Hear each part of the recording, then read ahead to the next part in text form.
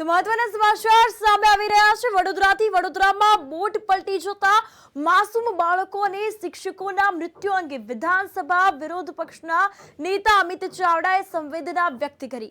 વડોદરા હરણી boat દુર્ઘટનાની તપાસ માટે વડોદરા શહેર પોલીસ કમિશનરે સીટની રચના કરી છે। 7 પોલીસ અધિકારીઓનો આ ટીમમાં સમાવેશ થાય છે।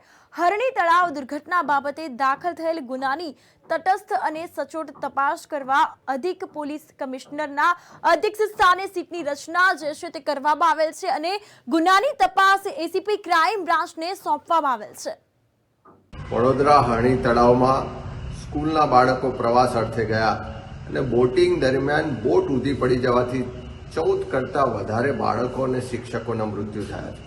આ સમાચાર જાણી ખૂબ જ દુઃખ અનુભવીએ છીએ અને આ દર્દનાક જે ઘટના બની એ આપણા સૌના માટે આંખ ઉગાડનારી ઘટના છે।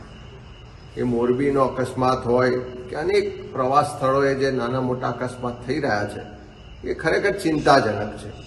ત્યારે આજે આ સ્કૂલના બાળકો પિકનિક માટે ગયા, ઉત્સાહ સાથે બોટિંગ કરવા ઉતર્યા અને જે દુર્ઘટના બની છે અને બાળકોના જે દર્દનાક મોત થયા, ખરેખર આપણને કમકમાટી આવી જાય કે આ રીતે માસૂમ બાળકોના જીવ ગુમાવ્યા છે।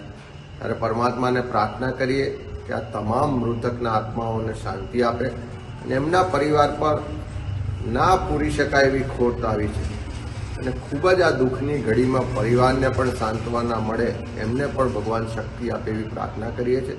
સાથે સાથે જે કોન્ટ્રાક્ટરો હશે, જે કોર્પોરેશનના અધિકારીઓ છે, જે કોર્પોરેશનની જવાબદારી છે કે આવા પ્રવાસન સ્થળોએ સુરક્ષાના પૂરતી વ્યવસ્થા કરવામાં આવે। અહીંયા જોવામાં આવ્યું કે જ્યારે બાળકોની ડેડ બોડી બહાર નીકળે ત્યારે કોર્પોરેશનના અધિકારીઓ કહેતા હતા કે એમને લાઈફ જેકેટ ને બીજી વ્યવસ્થા હતી, પણ ડેડ બોડી પર ક્યાંય લાઈફ જેકેટ જોવા ના મળ્યું। એટલે જેની પણ બેદરકારી હોય એની તપાસ થવી જોઈએ, કડક કાર્યવાહી થવી જોઈએ। એ મોરબીની દુર્ઘટના હોય કે અનેક જગ્યાએ પ્રવાસન સ્થળોએ જે આવા બનાવો બને છે એને રોકવામાં તંત્ર નિષ્ફળ જાય છે। એટલે ખાલી મૃતકના પરિવારોને સહાય જાહેર કરી અને સરકાર પોતાની જવાબદારીમાંથી મુક્ત ના થઈ શકે। એમણે ખરેખર આવા બનાવોની તપાસ કરવી જોઈએ અને જે પણ જવાબદારો છે એની સામે કડક કાર્યવાહી કરવી જોઈએ। ભવિષ્યમાં આવા બનાવો ના બને એની ચિંતા કરીને એવું આયોજન કરવું જોઈએ, એવા પગલાં લેવા જોઈએ। અને આજે ખરેખર આ દુઃખદ બનાવ બન્યો છે ત્યારે અમારા સમગ્ર કોંગ્રેસ પરિવાર તરફથી અમે સાંત્વના પાઠવીએ છીએ।